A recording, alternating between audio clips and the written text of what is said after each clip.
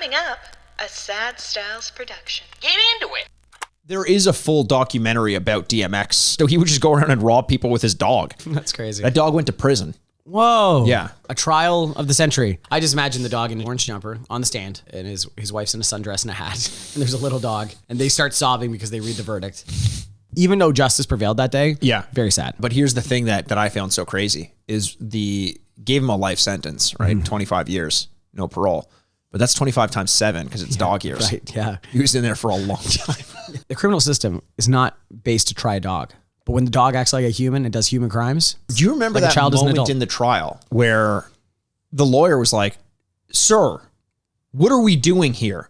This is a dog." And then the prosecuting attorney said, "Objection, Your Honor. Mm-hmm. There's nowhere in the law book that it says a dog can't be tried by human trial." When the dog took the stand for the first time? Yes. Oh. And he puts his paw on the Bible. Mm-hmm. It says, "One nation under dog." And everyone laughed really hard because that was really adorable. And then he went, "Please don't laugh. This is my life."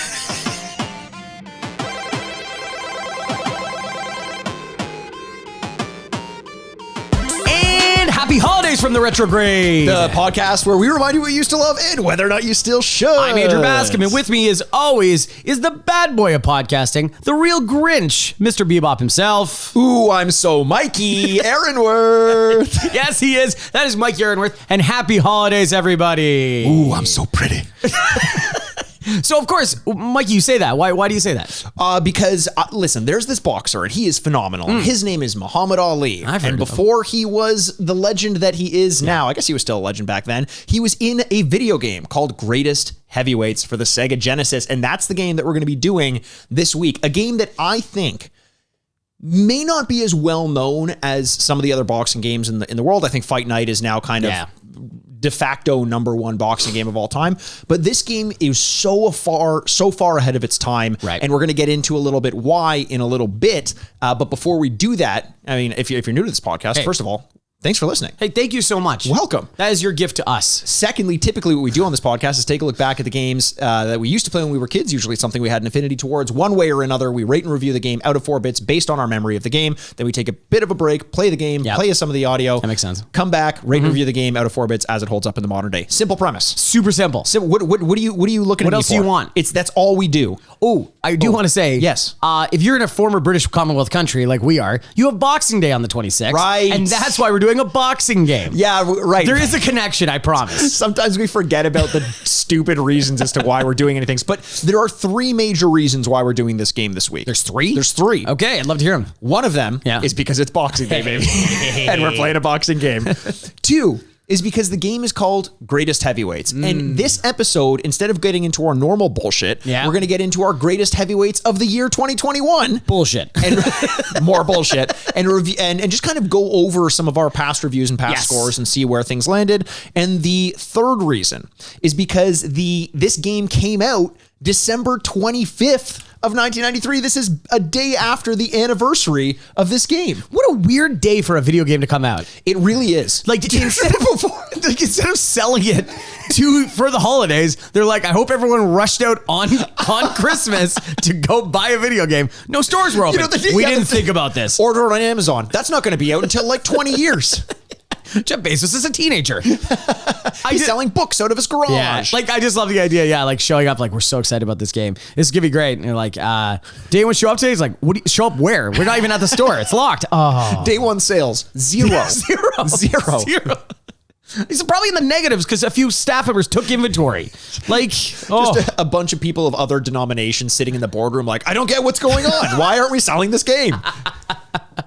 Oh, God. What a stupid day for that to go. Okay, whatever. So I can't wait to play Greatest Heavyweights. Can't wait to play Greatest Heavyweights. Also, this is the Spotify Wrapped of our year. It is. Which, first of all, if we haven't said this on the Retrograde podcast, on our normal feed, not at the Mushroom Club, which is, of course, patreon.com/Retrograde podcast, we just want to say we saw so many very nice messages about how we were on your Spotify Wrapped or the top podcast or the amount of hours you spent time listening to us. Thank you so much. That honestly means so much to us. It really does. It's been a lot of fun This year, I think, has been the biggest year in terms of growth. Oh, yeah. For a few reasons, I think you and I are finally getting the hang of it. Secondly, I think it's just, it's going to happen hopefully exponentially. One person tells one person who tells two people, and then that person told 5 people. Whoa, that's a good person. That's a good Get person. a hold of that person. Get a hold of that person. And here's something we don't normally do, but something that I want to do.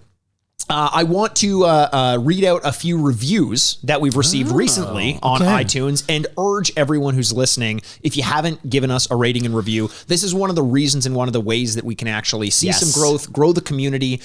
We don't ask you for much on this podcast. Season of giving. Season of giving. Give us a review for Christmas and then tweet it at us and maybe we'll read it on the podcast as well coming into the new year. 5 stars, my favorite gaming podcast. I've been listening to the Retrograde for over a year now, and so far every episode is still engaging, funny, and informative with their comedic takes on the latest news in gaming and pop culture.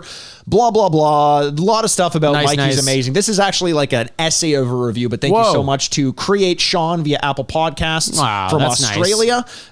Hilarious is another one. Hello, 5 Down stars. Under. Looking forward to Hello from Down Under. Hello. Looking forward to this podcast every week. Funniest gaming podcast in the biz. Wow. Nick Styles via Apple Podcasts. Thanks, Nick. And the lists go on and on. And we appreciate all of you guys doing that. Absolutely. 5 stars. A review goes a long way. Thank you so much for doing that. And honestly, anyone that else can do that. If you have 2 minutes, please, just on your phone right now, that'd be a big help. Yeah, hell yeah. But I love this idea. So just like I was saying, this is Spotify Wrap for the year. This is our Wrapped. This is our review of the year. We want to talk about the games that we reviewed and what a weird, challenging year it was. Yes. Some highlights, some lowlights, but let's go game by game. Let's go game by game, starting off with the first game we took a look at this year. Okay. And what a fucking banger it was, Andrew. Tell me what you thought about Kirby Superstar before we played the game. Before I played the game, not so sure. Not as committed, very lukewarm. But let me tell you, post game, I loved this game. It was great. We liked it as kids when we played it. We didn't have any experience playing it, but we gave it in the retro score a 3 for you, a 3.5 for me, and then 3.5s all around in the modern day. That was close to getting into our Hall of Fame. Swing and a miss. If you're new to this podcast and you never heard it before, Andrew, I want to hear this. Okay. Tell me what the name of our Hall of Fame is. Our Hall of Fame is the Dwayne Johnson. Nope. It's not. Doesn't start with that. Nope. Dwayne Johnson's in there. Yeah. Okay. It starts with shit. It's the Like a Rock. Nope. What comes before Like a Rock? The Chevrolet. Yeah.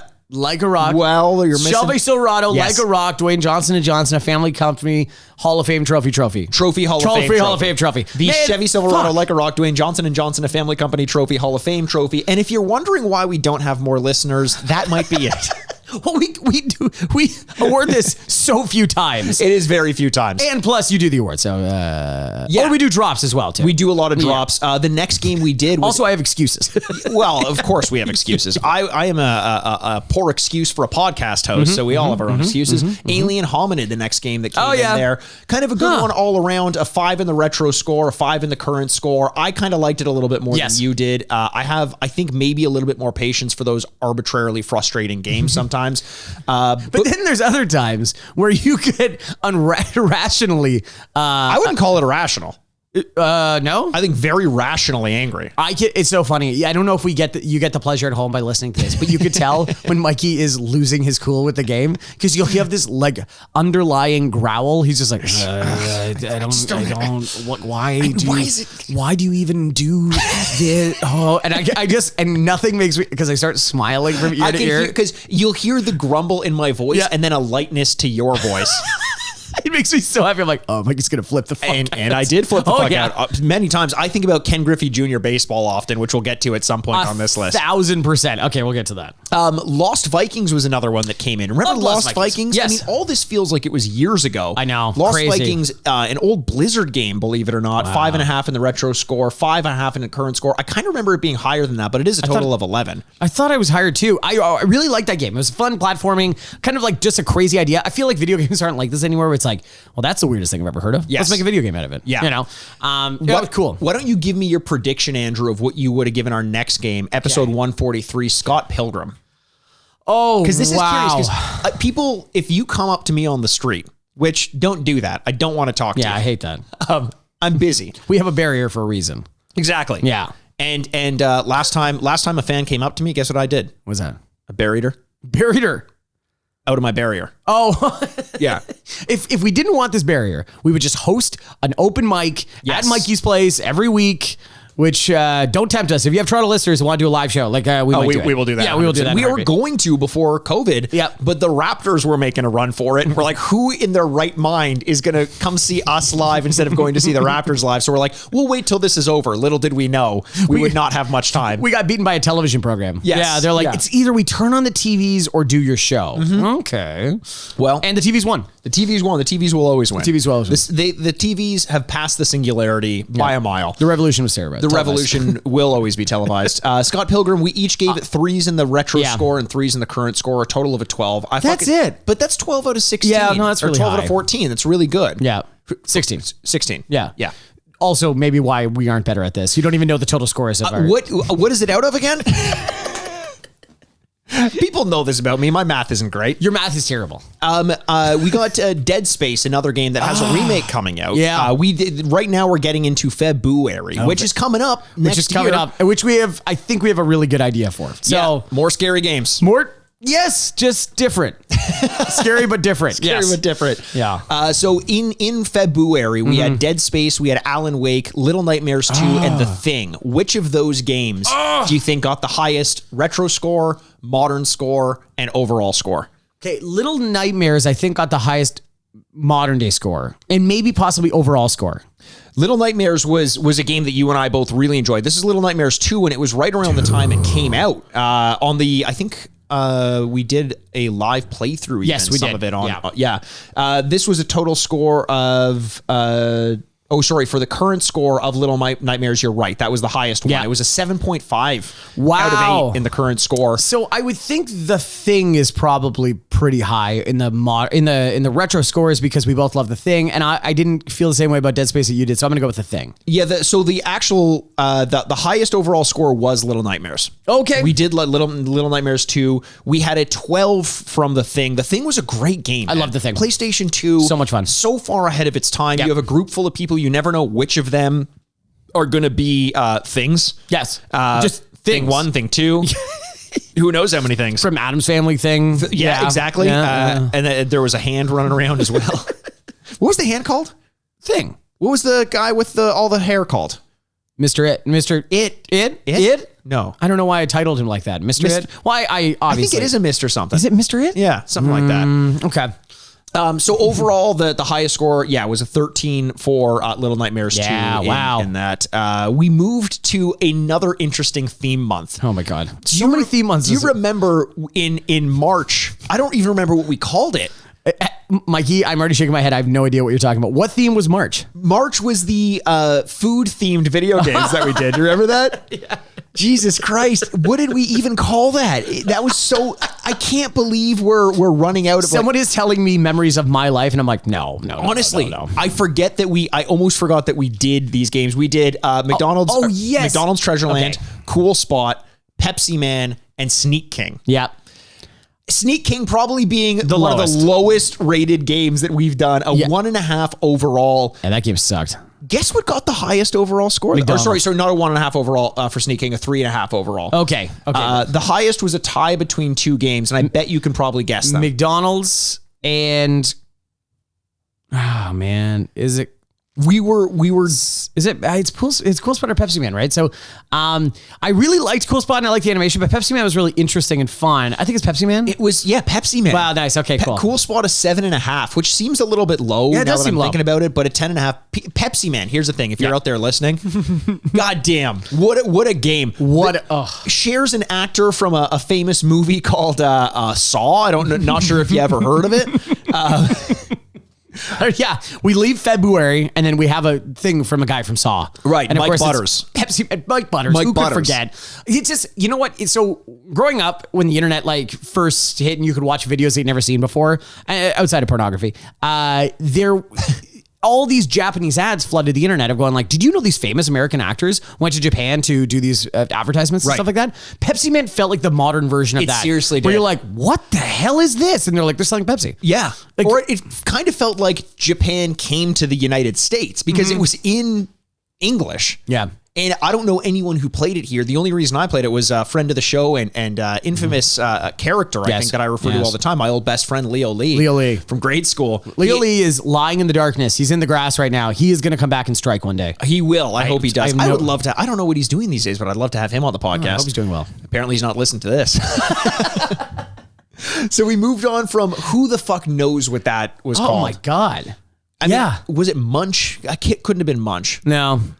We're going to figure this out. We'll figure it out eventually. Figure this out. Now we have like a couple bangers that we got. Crash Team Racing was one of it was incredible. Was one of the big surprises, I think, of the year. An 11.5 overall. Wow. A game that you and I didn't play when we were kids. Right. And as we started to get more and more into racing games, I remember people would say, Diddy Kong Racing's great, Mario Kart's great, but what no one talks about enough is Crash Team Racing. I'm trying to think. There was somebody that listens to this podcast and is quite vocal online. I think Aaron Omar. I think it was, and who said like, you guys got to play this game, and so much so that we bought the newest version. Yes, and played that for a Mushroom Club. For our Mushroom Club. Okay, so our Mushroom Club is our Patreon account. Yes. I mean, this is real. We're getting inside baseball here. And this is before we get to Ken Griffey Jr. baseball. But that's super inside baseball. We did super inside baseball. We did a series which we haven't revisited in a while. Oh yeah, but we call it Too Drunk, Too Sober. I don't remember this. We play a game sober against each other, and then we see who wins, and then we get shit faced. Like, we really commit to the bit, and then we come back and play. Oh yeah, and see who wins when we're drunk. We've done Injustice. Yeah. We did Crash Team Racing. We've done something else. I think we did another one. Yeah. But so far, Crash Team Racing, I think, was the funniest episode because we couldn't even finish it. We couldn't finish it. And you're being nice. It was me. I couldn't finish it. I literally could not exist as a human being anymore. And I was so drunk. I did such a good job. I think it's important to remember. I did such a good job with the premise of the podcast that I couldn't even finish the podcast. No, you were too good at it. So good. Not as good at the game, but very good at the committing to drinking enough to not play the game. I had a spare bottle of like spiced rum, I think. I was trying to be a good person and go like, hey, you're never going to drink this, right? Okay, I'm going to drink all of this. Yeah, and it's crazy because it was full and in my cabinet forever. And then you were like, I think the next day you're like, I think it was like stale or something like that. And I was like, yeah, maybe honestly, it's been there forever. And then I looked at it and half of it was gone. Yeah. And this is the big... the 60. The 60. Yeah. I definitely poisoned myself. Yeah, like I just... let's be real. Like the next day I'm like, I think I really put some damage on my body. Yes. So, want to do it again soon? I can't wait. Well, we're going to be doing the Century Club to ring in the new year as well. Which Can we talk about that at the end of the episode? We absolutely will talk about that at the end of the episode. So from Crash Team Racing, we did Ken Griffey Jr. Baseball. I think if you haven't listened to that episode, maybe the best gameplay that we've had, because you really hear a mental breakdown take place. Yeah, Mikey, if I got shattered on the drinking and driving episode, Mikey had a mental breaking down of that. And it didn't even need alcohol. No, you were questioning why society exists the way it was. Just like, but if I'm pressing the button, and then it's so funny, you check yourself constantly too. You're like, I'm pressing the button. You're like, I'm probably not. It's a video game. I understand that. I didn't admit that until afterwards. Oh, you didn't? Okay. Yeah. But I did end up admitting it. But there were times when I'd be like, I was holding left for them to run, and I would show you. I'm like, this is where my thumb is, Andrew. It didn't happen. But that was a fun game, especially because you and I were playing against one another. Yeah. Ken Griffey Jr. Baseball, a riot, 12.5 overall. So much fun. We had so much fun with that game. And something I didn't see coming. I never thought a baseball game, from that time period would do really well on this podcast. Yes. But man, it was a lot of fun. It was a ton of fun. We had another one there, Return to Zork. Yeah, right. which was a great one. Yes, which we had Lauren on for. Yeah, as a recommendation to do. No, she kind of gave us some of her past experiences playing Return to Zork as well. And as a point and click game, man, that was fun. It didn't age as well because you and I aren't a huge fan of that genre. Yeah, but an 8.5 overall, kind of a shot down the middle. Almost half of the score we gave SimCity, though. SimCity, a long time coming. Lots of requests on it. One of our most listened to episodes of the year, too. Yeah, absolutely. One of our most listened to episodes. That game, a little bit surprising, I think, to a lot of people that it didn't get closer to a perfect score, but it got the Field of Childhood Dreams. That's a 7 or above. That's pretty good. So what was the total score for SimCity? SimCity was a 13. 13 out of 16. So still which month are we in right now? We're in, whatever. This is finishing off April. April, and we're still no Hall of Famers this year. No Hall of Famers. Okay. But here's when we start to get into revisits. Because we haven't done revisits in a while, a concept that we thought of because the Mortal Kombat movie had come out. Yes. And Mortal Kombat was the first game we ever did on the Retrograde. Yes. Not counting the 20 or so episodes we recorded without even releasing because they just weren't good enough. And when you listen to that first episode, you really got to think, How much worse could they have gotten? How are the other 20? Were those worse? Yeah. Mortal Kombat Revisit, in its re-ranking, we got it up to a 12.5, which is a legitimate score. Got it up from an 11 for the first time that we did it. We also did the Pokemon Snap Revisit. Oh, wow. And that one got a 13.5 out of 14. Because that new game was coming out as well. Yes. So we wanted to do, to revisit Pokemon Snap because it had been forever since we had done that and was a surprisingly enjoyable game. I don't think that you and I, when we first played it, expected to like it quite as much as we did. But we did. Let's be realistic too. In the beginning when we were playing these games, I think we were always afraid of setting a bar that was going to be unmatched, yes. right? Like, well, Mortal Kombat's a 16 out of 16. What are you going to do? Kind of thing. And now that we've gone back and played hundreds and hundreds of games, yes. you can go back and go like, no, it's still actually really good. It really is. And in fact, in some cases, our revisits end up being higher. Usually they're pretty close though. When we redid, says a lot about us. Says a lot about our consistency. Yes, we're as reviewers, journalists. Yeah, ethics. Yes, journalists. We can't be bought. No, we can't. We can't be. But Manscaped, if you're out there. It's funny. Manscaped, of course we would accept their sponsorship. If they what am I out of my mind? But every time there's like a clip of a podcast where someone kind of goes off the rails a little bit, they're always wearing a Manscaped shirt. That's always their main sponsorship. I've never thought about that, but you're right. Somebody's like truly unhinged. You're like, yeah, but that's why the people control the media. Yeah. Manscaped. You're like, what is happening? Oh God. Manscaped. We did Sarge's Heroes as well. Not a ton to say. 8 out of 16 totally. Shot down the middle. A cool idea, but aged poorly. L.A. Noire, Andrew. Hello. One of the more interesting episodes that we did because we kind of edited it as though it was like a film noir episode. We had John Dulong on it. We had Riley Little on it. Yep. Some guests and almost serialized it. You did a great job editing that one with some background music, and we did an ad kind of or like for our detective agency, a premise of the podcast. Mikey discovered an accent that he has not given up on yet. That's not me, Andrew. Oh, that's not you. No. Okay. That's maybe he'll show up at some point in the episode. I assume he will. I have no control over it. He just shows up to my house every so often. I don't know. This is getting more and more deranged as you describe it. You gave it a 4 out of 4 in the retro score and a 3.5 in the current score. I gave it a 3 and a 2.5, total to 13. And I remember you being upset that we didn't let that one get into. And you know what? I still am. I don't get that. I mean, we first started this podcast. You were talking shit about that game. It's a game. If we're talking shit about it, it's memorable for a lot of reasons. It's very good. That is. Can you pull on that thread? Because I don't think that makes any sense. No, because then I'd have a lot to say about Assassin's Creed. I was going to say a game that didn't quite make it this year. So I kind of lost my mind on Ken Griffey. Yeah. There was a game that you lost your mind on a little bit. Do you remember which one it was? No, I don't actually. You don't? No, maybe I've blocked this out in a blind rage. NBA Live 95. Oh, yeah. I was so mad at this game. I hated this game so much. And it's funny because it's another sports game that we were playing against one another, and you refused to accept the same thing as me, that the controls had anything to do with what was going wrong on that. Absolutely. I think it was rigged. Somebody gave me the Mad Catz controller. I was out. I hated that game so fucking much. I actually, because it was great, like a game that regardless of what anyone says, very ahead of its time as a sports game back when it came out in what year was NBA Live 95 from? 2004? No, that's 89. It's probably 89. 89. Okay. Yeah, it was a futuristic one. Ladies. Everyone had space helmets on. 89, ladies. You gave it a 3 in the retro score, a 2 in the modern score. I gave it 3s across the board, and 11 overall. Still pretty good. 2 in the modern score. I still, I'm trying my best here. You did. I could have said 0.5. Fucking suck it. If you did that, you'd really be tipping your hands. You don't want to get pissed at a game and lose it and also give it a bad review because that feels petty. You're right. I should have been I really fucking hate this game. 3.5. Everyone shut up and get off my back. Exactly. Now, I think about this next game that as maybe one of the most disappointing in terms of my expectations of it versus how it actually played. And I think we both kind of felt that way, even though you didn't have a huge rating for it in the retro score. You did, I think, maybe expect the simplicity of it to mean something more today. Yeah. It was Excite Bike, episode 161. Yeah. 2.5 for you in the retro score, a 3.5 for me in the retro score, and then 2s across the board in the modern day. And I think those were high 2s. Yes, I'm surprised those are 2s. There was not much going in this game. I think there's going to be a lot of similarities between Excite Bike and Free Ski.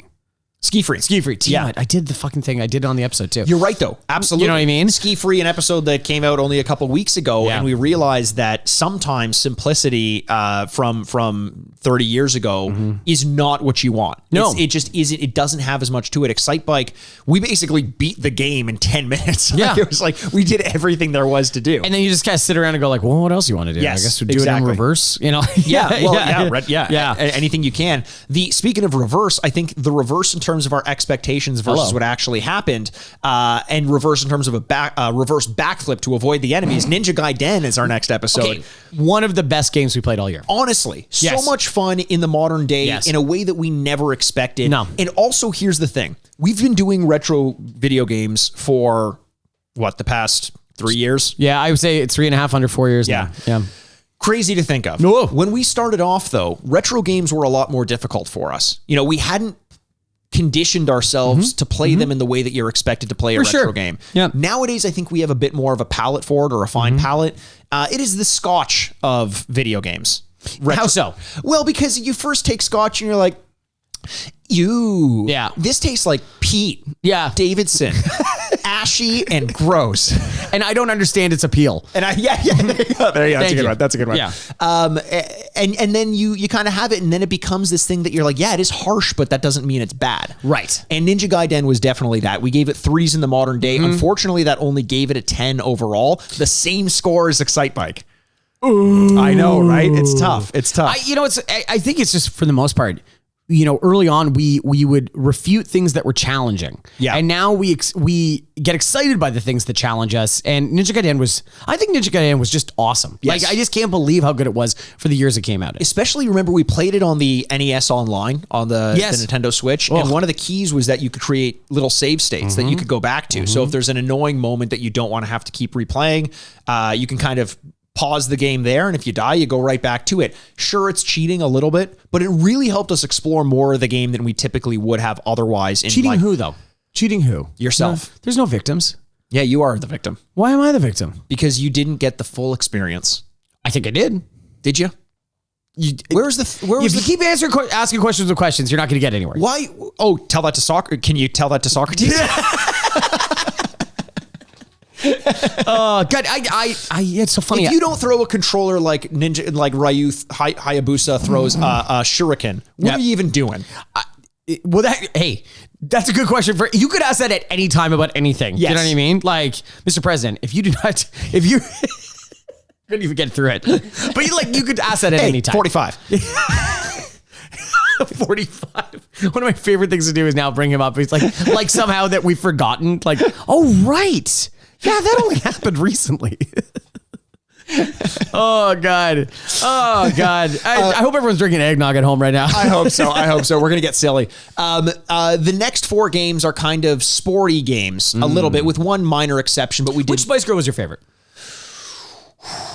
You brought up sporty. Posh? Especially post haircut, like Victoria Beckham era, like Posh. jawline cut. Yeah. Okay. I think has that influenced any interest you have in future mates now? Absolutely. I love short hair. Yep. And I don't know whether that came before her or after, but I know that around that time she had that haircut, and then Keira Knightley had it as Domino in the titular Domino. The titular movie Domino, yes. So we did, as I mentioned, 5 games in a row that were kind of sports related, but one I'll keep separate because it kind of stands on its own. We did this because the sports were coming back at this time. Yes. Right. I just want to say we did Mega Man Soccer, Mario Golf 64, oh my God, Sonic Spinball, which wasn't really a sports game, but kind of like a same kind of vein. Sure. And F-Zero.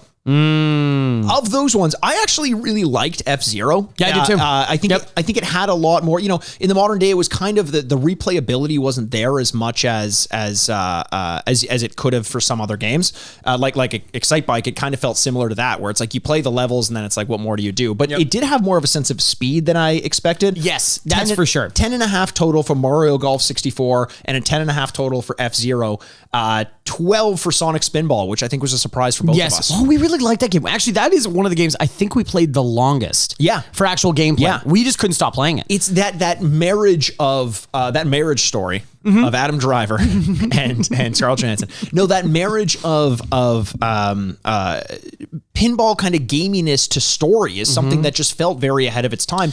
I think about the Sega Genesis a lot in that sense of how much more some of the games felt like a modern take on gaming, whereas I think Nintendo was always a bit more traditional. Yes, very much so. Greatest Heavyweights, which we'll get into in a little bit, felt a lot like that as well. Well, I will say just Mega Man Soccer is something that I have never thought about again since you just brought it up. That was a terrible game. It was a fucking terrible awful game. Whereas F-Zero, I'm like, oh yeah, F-Zero feels like yesterday. Mega Man Soccer was a game that we were both collectively getting incredibly frustrated with. Yes.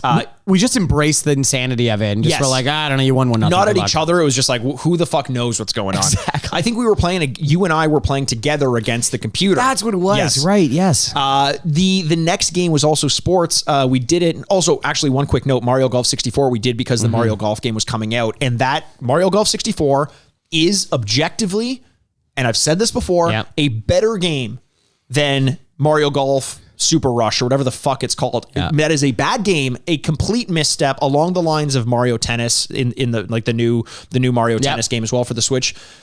Nintendo has dropped the ball royally on those games, which does not give me a lot of faith for the next Mario Party game either. Oh, I love hearing this because first of all, Mario Party should be like the longest Mushroom Club we've ever released. It should be another Century Club. Oh my God, we should do Drinking and Driving Mario Party. Oh my God.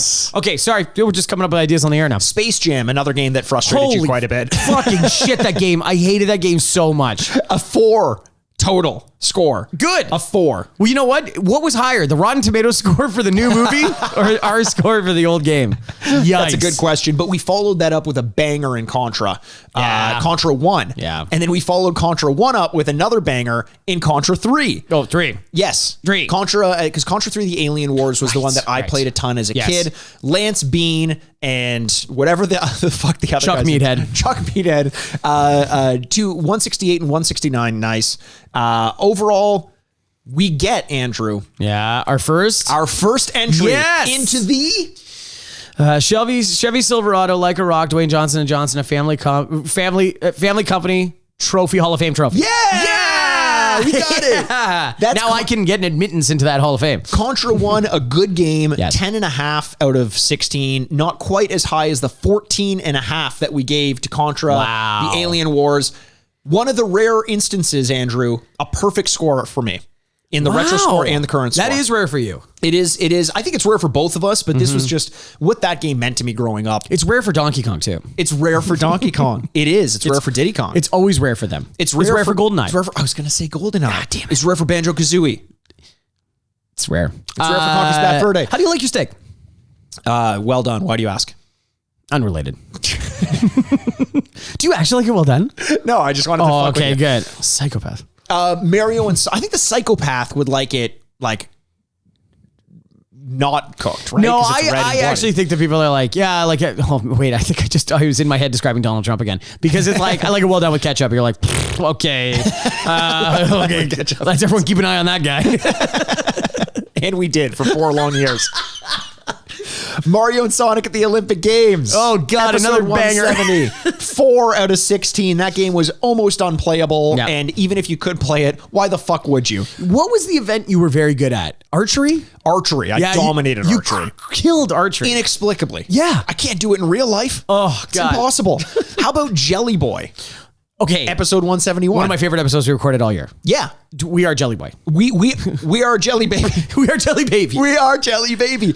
If you can find the ad that we posted for that one, I think one of our funniest ads that we've ever done. Yeah, we are.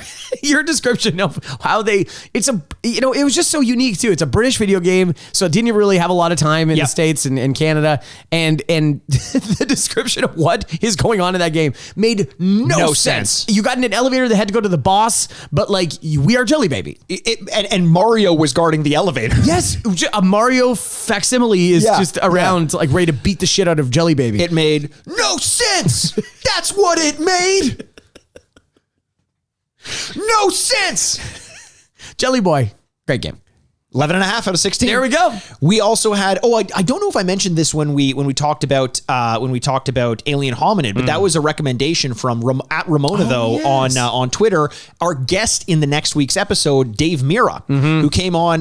Ramona gave us some of their impressions of the game, why we were playing it, and it turns out mainly because they thought we'd hate it. Yeah, and it turns out we didn't love it. Mission accomplished. Mission accomplished. We got 7 overall. A much. Actually, this is surprising me. Okay. I thought that was going to be a much worse game than our next recommendation at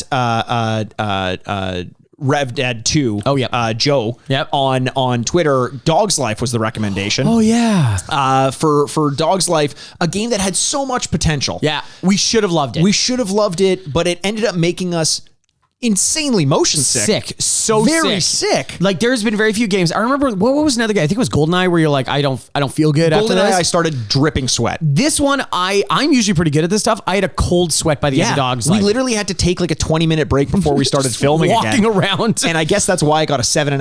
Psychonauts, though, the next game to coincide with the release of Psychonauts 2, a game that I started, I haven't finished. I do want to get to it. It's just, who's got the time? Wait, sorry? You started a game and didn't finish it?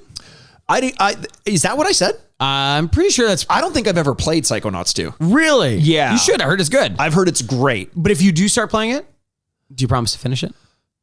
Listen, Andrew, a promise means a lot. Promise is worth 1,000 words. Yeah, it's one of the few things you can give in this world. Is a promise? Yes. What if it's your word? What if I give you my time? That's also pretty valuable. Doing something other than playing Overwatch 2, like playing Overwatch, for example. You still playing Overwatch? Not really as much. Good for you. I pick it up every now and again, though. You feeling better about it? Like you feeling better? Like yeah, you know what? I find that I'm able to enjoy the little minutes of playing it a little bit more because it's few and far between. So that only means probably if you played a lot of it, it would feel the same way. I think it'd feel even better.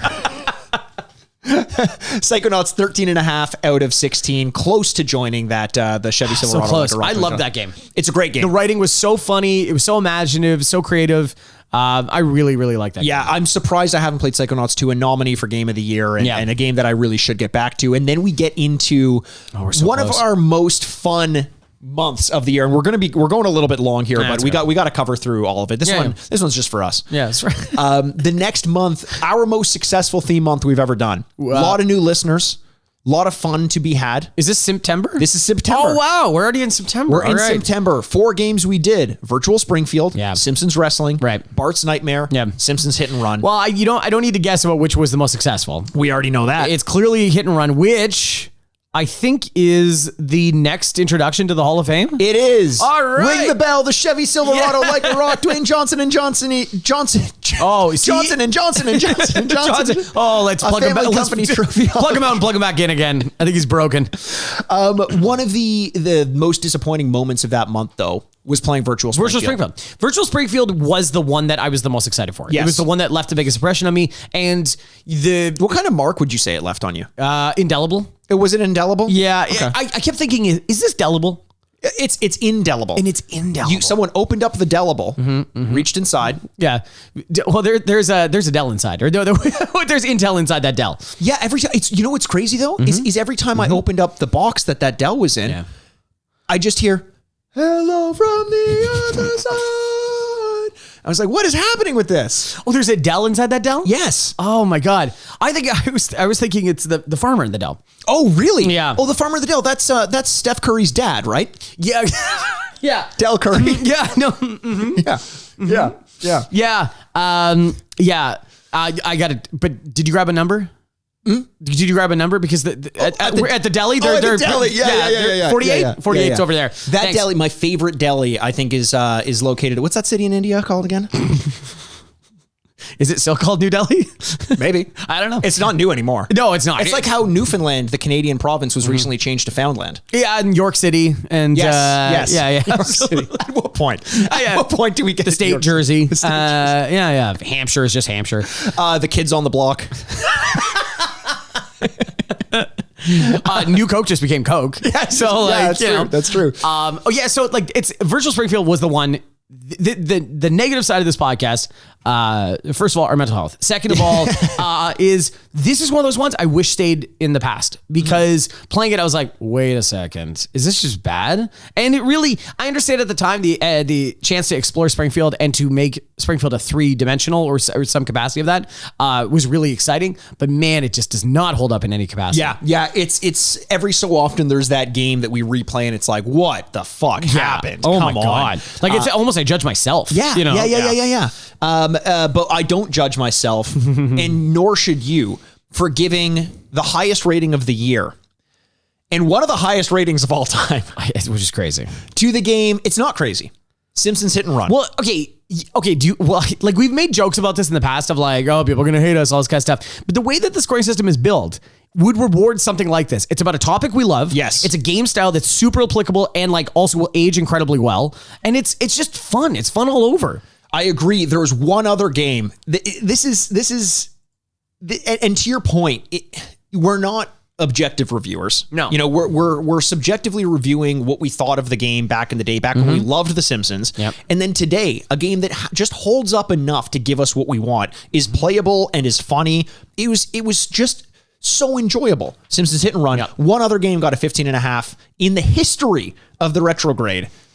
And it's Shadow of the Colossus? Shadow of the Colossus. Nice. A game that I still believe deserves a 16, but I understand your frustrations with it. The thing that got people upset with our 15.5. Yep. And all the listeners we gained in September, we lost probably as a result of this, was the next game we did. Yeah, right. Was one of the, like literally the next week, was one of the most well-received, well-respected games of all time in System Shock 2. Cult classic System Shock 2, the spiritual predecessor to BioShock. Which is one of our favorite games of all time. Absolutely. 9.5 out of 16 that game Yikes. got. It is a big yikes for us, but we followed up with another because System Shock 2 started off Retrograde. Retrograde, the scariest, second scariest, also scariest month of the year. Yeah, where we do all scary games, a big success as well. We did System Shock 2, Eternal Darkness, Fear, and Outlast 2. Oh, man. Okay, Outlast is got to be the one that I'm sticking with in my head of going like, that was actually pretty cool. It was a very cool game, not the highest rated. Really? We had Fear was the highest rated game of that month. That was the episode we had Jacob on. Jacob Sharp, who just wrapped up a tour in the United States, a sold out tour. Yes. With Curtis Connor and Dean Hebscher. Yeah. What an honor to have him on. Can't wait to have him on again. Yeah. Next October. Next October. Yeah, exactly. The thing about those ratings though, so we gave a 9.5 to System Shock. We gave an 11 to Eternal Darkness. We gave a 13 to Fear and an 11.5 to Outlast 2. The game I've thought about the most by far of those ones is Outlast 2. Absolutely. Yeah. I was thinking about the other day because of some of the stuff like when we were starting to play The Matrix or other things, the games where you can't attack and how much scarier that idea is. And if you listen to that episode, which please go back and listen, we are scared. Yes. Because there's nothing we can do. And that helplessness is such an interesting feeling in video games where you're usually overpowered. Yes, exactly. The inability to attack, the reliance on batteries and lights, something that I just dislike in games, just worked for me. Yeah. I don't think I'll ever play it again. No. But, it is what it is. Well, there's more Outlast for us to play next October. Exactly. Yeah. Exactly. We've got rounding out that month. We went straight into another scary game for you because you're not a huge fan of toilet humor in Boogerman. That got an 8.5 out of 16. Age of Empires 4. Yes. Welcome back. Thank you. A game that surprisingly no one really talked about all that much, It just right? came and went. Yeah. We talked about that on that episode where you fear these things that come out and you're like, why haven't they remade this? Or, Yes. and then you get told, oh, they did, and no one cared. And you're like, Yes. oh, interesting. Exactly. It was mentioned at the Game Awards a couple weeks ago, but I'm still surprised that it wasn't taking over my Twitter feed when that game first came out. Unlike for other reasons, a game that ended up taking over our Twitter feeds, Grand Theft Auto 3. Yeah. Not the remaster yet. We did that on the Mushroom Club. Yep. But overall score, that got a 13, surprisingly, out of 16. In the modern day, a 2.5 each for us, which is higher than what Vice City got. I was going to say, it's surprising in comparison to Vice City. Yes. Which we did not like. We did not like, and I think it, as we mentioned on that episode, it softened the blow a little bit, playing Vice City, realizing that we were not going back to the lived-in world that we had come to know, even in Grand Theft Auto 4, especially in Grand Theft Auto 5. So surprising, I think that it got a 13, a higher rated game canonically than Vice City, but still... I still know that I liked Vice City better. It's just the order in which we reviewed them. Totally. Coming up close in commemoration of the movie release, we did Ghostbusters, episode 186. Ghostbusters, the video game, 9.5 total. If you're a huge fan of Ghostbusters, still recommend doing it. Yep. Oh, absolutely. I think that's like just one of those ones. And I think we got a few of these coming up where you're like, if you're a huge fan of the material, go back and play it. If not, I don't know how much patience you're going to have with it. Yes. And we'll just list in name the next few games because they just happened a couple weeks ago. But the one that I want to bring up once again, if you didn't hear the episode the week following, Spy Hunter, initially I had given in the current score, I believe, a 2, and I moved it up to a 3 because that game is still great. Overall score of 11 out of 16. The first amendment that didn't come as a result of a revisit. Yeah. Have you come to terms with the fact that I did that? No, I hate it, and I really think less of you. This sucks. You're breaking the podcast as a whole, and I don't know how you sleep at night. So I don't really. Well, there you go. That's probably upside why. down. Hit a coffin. My arms folded. Yeah. The Bat Cave. Yours is called the Bat Cave for unironic reasons. Just because you sleep upside down. Right, and I love baseball.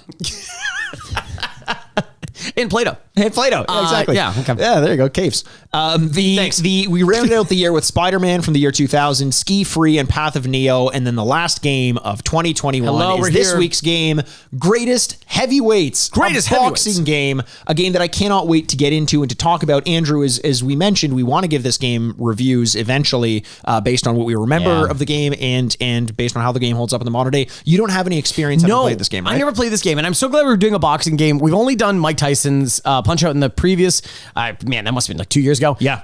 But Mikey and I both love boxing. Yes. Right? We love boxing and we get really excited for it. And even though we might have some misgivings about the way that the current environment of boxing is handled these days, we are so excited to go back and play some boxing games since this was a nice introduction with Boxing Day. Right. Which is, of course, the day where I box all my family. We all get in a ring together and, the winner wins. You should play Simpsons Wrestling with them. That was a great boxing game.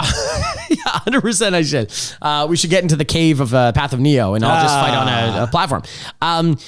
But like we want to go back and play some of these games, and there's some big titles out there that we definitely want to play. But this was a really good introduction to us starting, a topic that we love. Yeah, absolutely. I do think revisiting Mike Tyson's Punch-Out would be great at some point or another. But this one came out in 1993, developed by Malibu and published by Sega. Released December 25th, 1993. Insane. So we're coming up on the 30th anniversary of this game, which is crazy. It's in a few more years. It's the follow-up to another very popular game, Holyfield's Real Deal Boxing. Oh, I thought it was Greatest Flyweights.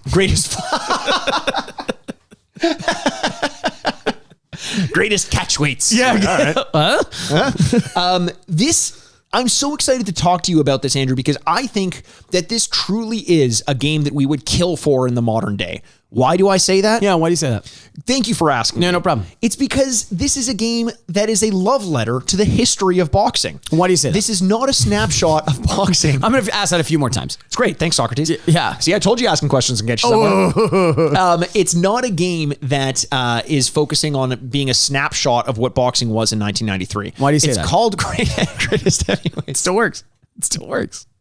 You're like my kid who's like, why is the sky blue? Yeah. Well, because this. Why? Why do you say that? I could say that at any time. Yeah.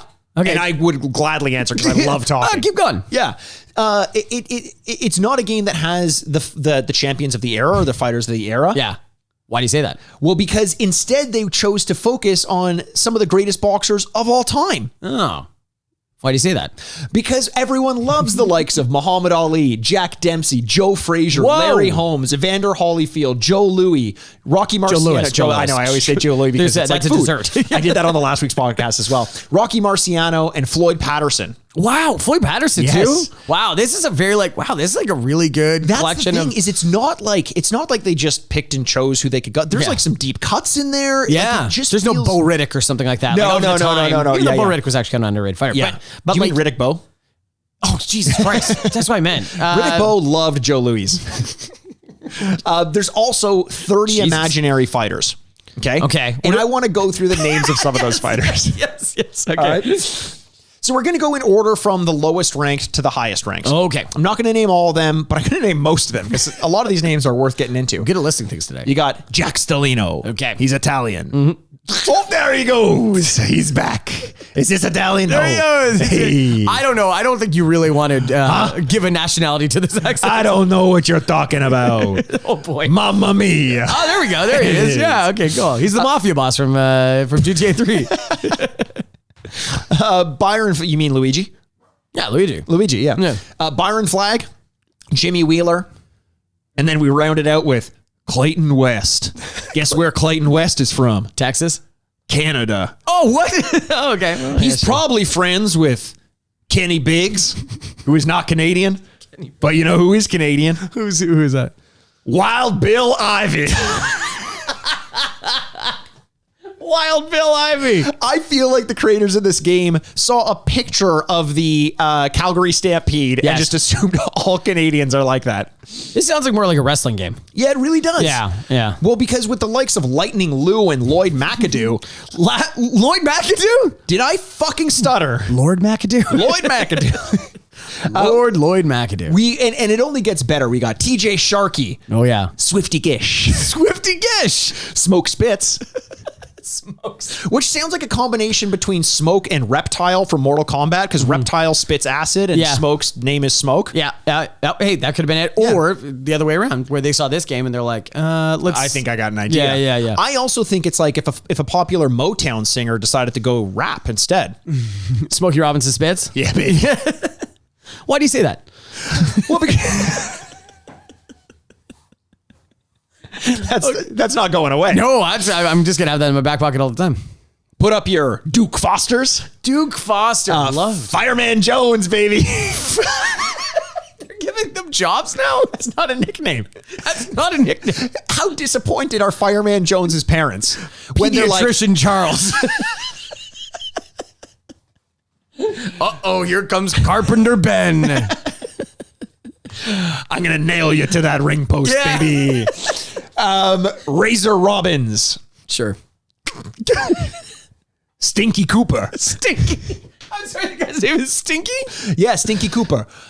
Surprisingly, he's this high rated, this next one, considering his bouts with narcolepsy. We've got Sleepy Crow. Sleepy Crow. Sleepy Okay, Crow. Sleepy Crow, all right. Russell's lesser known cousin. We also have Jumpy Malone. Jumpy Malone. Hard to get him to stop jumping in that ring. Why in the world does everyone need a nickname? These aren't nicknames. His first These name's are their Jumpy. First names. His first name First is name's Jumpy. Jumpy. Jumpy Malone. And Big The Ed. second. Big Ed Rooney. Big Ed Rooney? Big Ed Rooney. I think Ed Rooney was the principal in Ferris Bueller.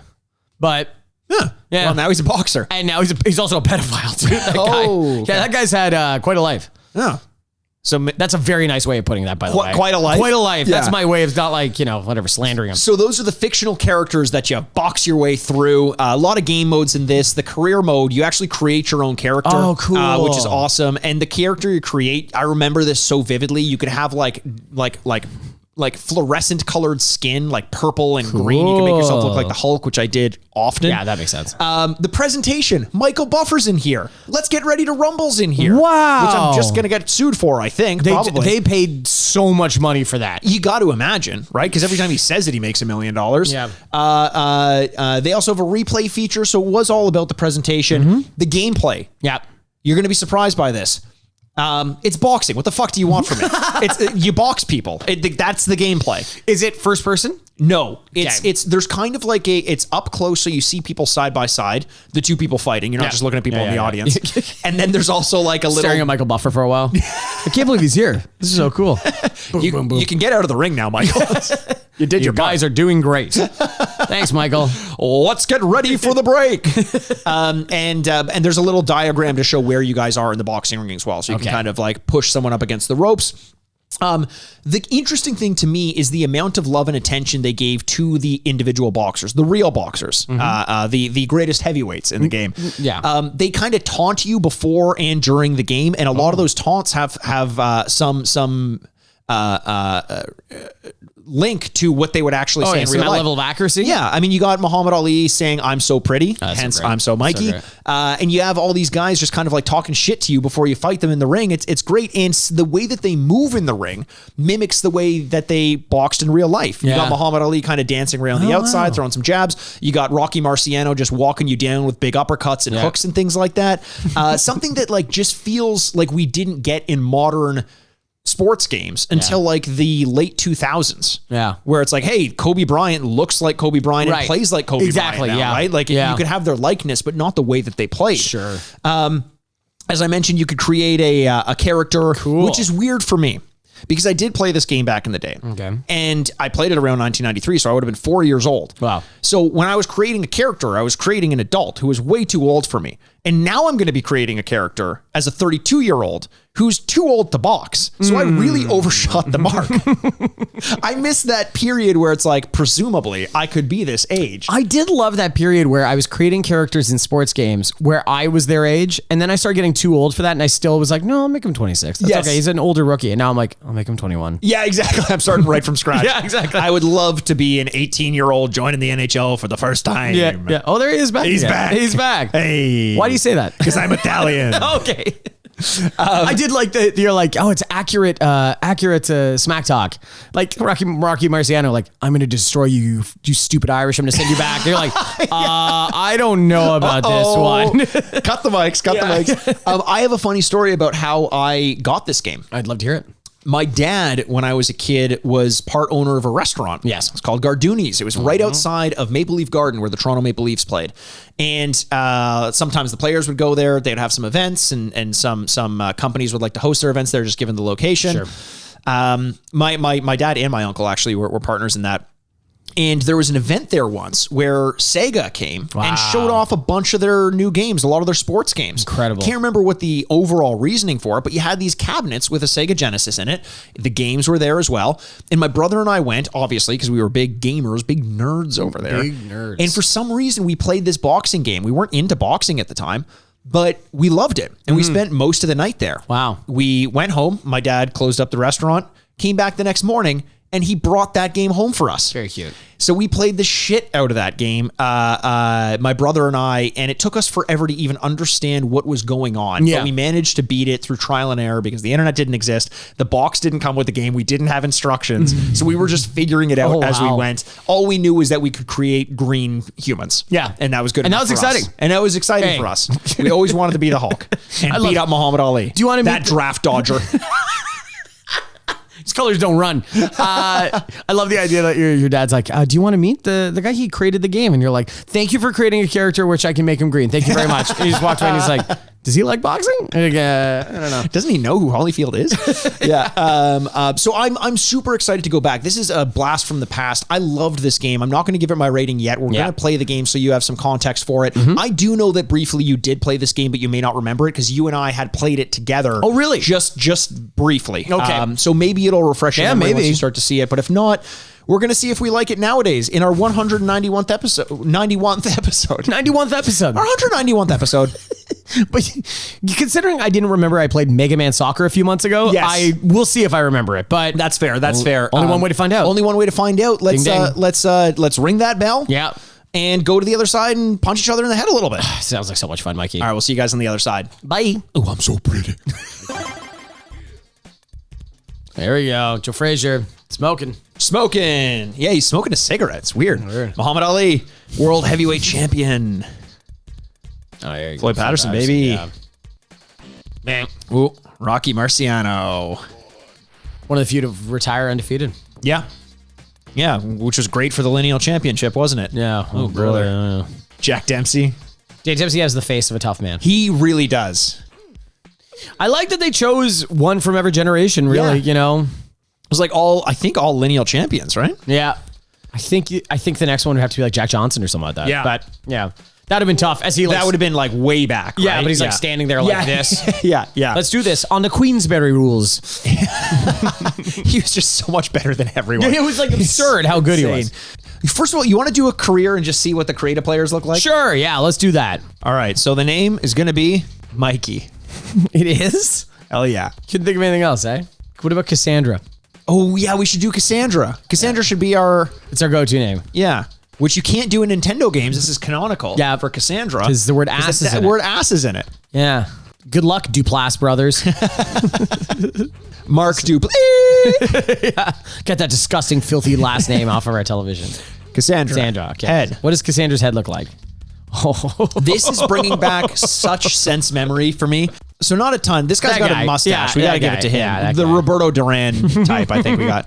I Body, see. different stocky, size. We've created a lot of short and stocky characters in the past. Yeah, let's go short and stocky. I think Cassandra's a good short and stocky person. hair. I think black with a little bit of gray in it. Okay, I love it. It's kind Okay, of I like that. like a gentleman. Yeah, so skin. Manny Pacquiao, we turned out. Manny Pacquiao. Look at the legs on this guy. Holy moly. Let's see. I want to go Okay, green. I think I remember this game. Yeah, right? Yeah, I know I remember this I game. remember we made like, we're the Hulk. You're the Hulk. You want to just cosplay as the Hulk? Yeah, let's just be the Hulk. That's kind of Bruce Yeah, Banner. that's Bruce Banner. Trunks. Purple? Purple. Dude, look at us. Yeah. The Incredible Hulk. Yeah. All right. Jimmy Wheeler Versus Cassandra. versus Cassandra. Fuck, we didn't change the name. Yeah, it's okay. I think they get it. So the purse is $5,500. Jimmy Wheeler sucks. So also he is canonically the mirror version the mirror version of us. Sorry, we got a head-on shot of the Incredible Hulk, Cassandra. This is great. This is awesome. This looks so good. Oh, that's cool. Shifts over to a guy with the same build as Apollo Creed, or not Apollo Creed. Adonis Creed? Adonis Creed. Oh, okay, yeah. Yeah. You hear him go. You There don't we go, see Michael him, Buffer. which would have been nice. What's wrong with you? Oh, he says, "What's wrong with you?" Jimmy Wheeler's got a lot to say for a guy who's getting his ass kicked. I'm still getting used because I didn't look up the controls, which I think could have helped. I think so. I wonder if talking smack does anything. I think it probably gives you energy back.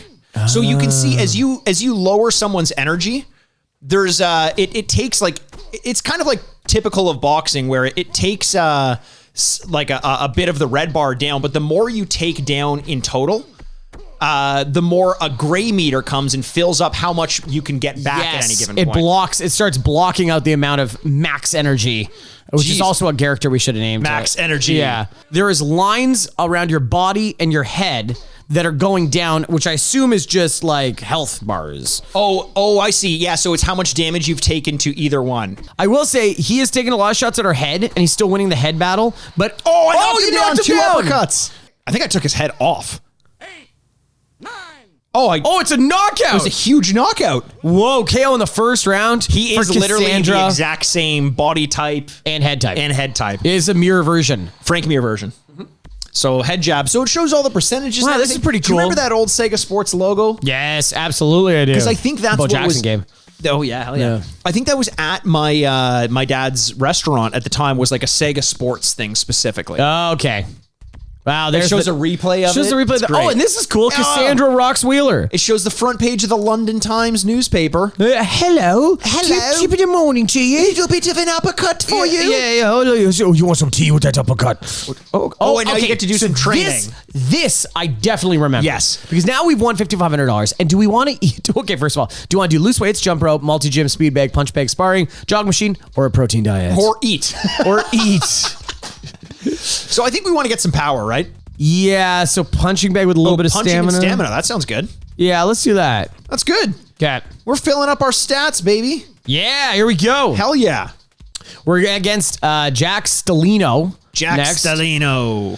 So Jack Stellino is 111, lost 3, and the purse is 57.50. Whereas- No power. We've won 1. Lost 0, baby. Yeah, undefeated. Just went Cassandra, pro. the Incredible Hulk. Michael Buffer just... Showing up to like kind of nothing fights, eh? Yeah, exactly. Really not. Purse for $5,500. Guess who got paid the most? Michael Buffer. Let's be real, the promoter. Yeah, that's fair. It's boxing stuff. Oh, Andrew landed some decent uppercuts, but having some body How work is done to him. What's block? He's backing you down, but he doesn't have much power. He's taunting us in the same way. Like, he's got the same voice as the last guy. Yeah, I'm starting to see things. Is that like part of my dementia that like from getting punched in the head too much? I'm like, you sound just like the last guy. This is a CTE simulator. The uppercuts feel really nice when you land them, eh? Oh, man. Really crisp. And it looks like if you're walking forward to back him down and he punches you at the right time, then it pushes you back a little bit. So you have to take risks of when you make movement. Oh, no, wait. This. Oh. You punched him and he said, "What's wrong with you?" And I'm like, that's not a good taunt. I don't like your violence. It's like, we're in a boxing match. There we go. There you go. Andrew knocks him down. You know what's surprising is when you're throwing punches, it's not bringing your energy down at all. No, I think because we're getting stronger at our stamina. But I would have, like, it literally isn't doing, you would have thought that you throw punches. So it's like, why not just He called me a sissy and I punched him in the head. Oh! I remember sissy was something, and pansy. They call you pansy. Oh, that's nice. Good. I suppose there's no like slurs. Yes. Come on, get back up again. You did. You knocked him down. All right. We might be able to beat this whole game. We might be able to beat the whole game. What I want to do instead, though, is I want to play as some of the heavyweights. Sure. The greatest heavyweights. Great. Of all time. One could say. Oh, there we go. Okay, sweet. So I can control. I'm going to be Jack Stellino. Muhammad Ali. Look at that photo of Muhammad Ali. Look at that photo of Jack Dempsey. Jesus Christ. Floyd Patterson looks like he's been punched in the head a lot. Yes, he does. Which turns out. Hey, Cassandra. You know what? I'll be Smoking Joe Frazier. Smoking Joe Frazier. Okay, then I'm being Ali, right? Oh, yeah. Like you were going to be Ali anyway. I love Ali. Oh, wait. You like Ali? Oh, that's interesting. What an unpopular opinion. Oh, yeah. You like Joe Frazier, the guy who quit to do music for the rest of his career? Yeah. I love Joe Frazier, to be honest. So go down to start game. Okay. And then let's All right, start. here we go. Smoking. Yeah, baby. I like that they say their name when they're the not the contenders, when they're the actual heavyweights. Yep. It's the Smoking Joe Frazier versus Muhammad Ali. 12-round fight. Let's hear what Ali says after they announce his name. Looks good. Looks great. Oh, I'm so pretty. Ooh, I'm so pretty. I love it. I can't imagine that's his actual voice. I can't imagine it's any other voices, considering most of these guys are dead by the time this game. Yes. It's an even match so far. Oh, I keep pressing block when I mean to do other things. Yeah, even so far, I think. But you're backing me down. I'm kind of working the jab a little bit. Little uppercut. Oh, he's taking it to me now. Oh no! I mean, not quite how Ali would usually fight these fights. Yeah, just walking straight in. I'm walking down Joe Frazier as he does. But look how much energy these guys have. Eh? Like they recover so quick. Oh, you would beat me think to it. There should be a little bit more preference given to like blocking shots and wasting your energy. Like if I block your shot, it should waste some energy, right? And vice versa. If you block mine, it shouldn't make a doesn't count difference. the same way. Okay, so oh wow. Okay, I think this is going to an alley round here. Oh, I just dropped. I blocked it. It's cool. Like the added dimensions. They did a really good job with the limited perspective, eh? Oh, nice. Little actual combo there. Kind of. We're both throwing there. Yeah, right? like we both blocked some stuff and then. All right, that was a good first round. That was a good round. And this is a 12-round fight. Yeah. This is an interesting one. So I would say it looks like, yeah, wow, Ali kicked the crap out of me. 41 punches landed to 19. Threw around the same amount, though, eh? Yep. Just not as, just much more accurate. Okay, right. let's go back here. Ring girl, of course. There is legitimately an animation to the jiggling of her breasts. And what that's would a you priority. expect, Andrew? This is next gen we're talking here. It's cool, too, because if you get too close and you try to throw a jab, it's kind of like a cheated jab, almost. Some hooks. Yeah, so the jab kind of turns to a hook if you get close, right? I like that. Who did you like in the Ali Frazier, the actual fights? I think I know it's like fightsmanship and stuff like that, but I think Ali did some really despicable things in the lead up to the fight. Like what? Some of the race baiting. I think it's kind of, I don't know. It's great that he was such a good humanitarian, but if you look at that as isolated, you're like, man, that is not good. Yeah, that's true. But they're great fights. Because you're usually a fan of people who do the race Oh, baiting, 100%. right? I'm always a fan, yeah. I'm like, race should always be an issue. Why aren't we talking about it enough? Actually, now, wait a second. Now I don't know how I feel about that. Yeah, what argument are you making? I don't even know. I'm so contrary that I don't even know what I'm talking You're about. so contrary. I'm so pretty. Oh, come on. Just peppering. No, No, you're Muhammad Ali. You're assaulting. was that the round? Oh, that was a quick That round. was a round. Oh, okay. Wow. I just stayed in the corner. Oh, another. Oh, my God. 73 to 21. 21. Oh, no. I wonder if they give 10-8 rounds in here. We don't know. Jesus But Christ. it's crazy how much longer it takes to work the energy down in this, eh? And, Well, and all the it's like a damage. real boxing match. You know what I Yes, mean? Like, yes. you're really not going to see a lot of round 2 knockouts. You know what's man. funny is I think I'm legitimately better at this game now than I was when I was playing it actively. Oh, as a my kid. God. Trying to get you as you're bending down to hit you up in the little head ski. Oh, no.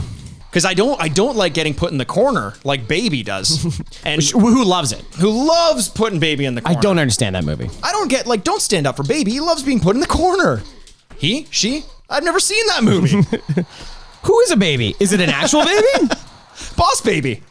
Oh, Alec no. Baldwin. Oh, I opened up a cut over your eye. Yeah, I'm bleeding. Who knows what the other side of your face looks like? We'll Yeah, never yeah. find out. I'm perfect, or either I look like I'm in a car accident. Yes, exactly.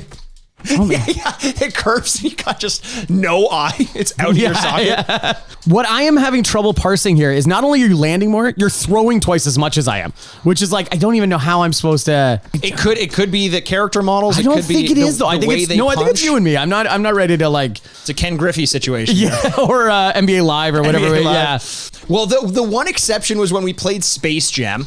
And you had to play as the Monstars, and I played as like my worst character was your best character.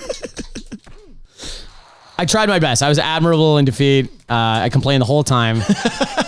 For a game of this era, I don't know. Like I know you're figuring out how to get the timing and all that stuff down, but it feels pretty good. It does. 93, like mid 90s, seemed to be the God. time when sports games they were figuring them out in a good way. They were making good progress. All right. I am getting smoked here, which is ironic. Smoking Joe Frazier. Yeah.